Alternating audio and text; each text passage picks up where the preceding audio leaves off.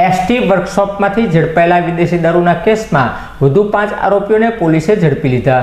Nilambag police મથકના સ્ટાફને બાતમી મળી હતી કે એસટી વર્કશોપમાં લોખંડની પેટીઓમાં વિદેશી દારૂ રાખવામાં આવ્યો છે। જે બાતમીના આધારે પોલીસે રેડ કરી અલગ અલગ લોખંડની પેટીઓમાંથી વિદેશી દારૂનો જથ્થો મળી આવતા કુલ 8 ઈસમો વિરુદ્ધ ગુનો નોંધ્યો હતો। જે કેસમાં 5 મહિનાથી વોન્ટેડ આરોપી અર્જુનસિંહ ચંદ્રસિંહ ગોહિલ, વિરેન્દ્રસિંહ અર્જુનસિંહ વાઘેલા, નરેન્દ્રસિંહ જયેન્દ્રસિંહ જાડેજા, અજીતસિંહ જયેન્દ્રસિંહ જાડેજા અને મિતુલસિંહ હરદેવસિંહ ખરેડિયાને ઝડપી લઈ ધોરણસરની કાર્યવાહી હાથ ધરી હતી।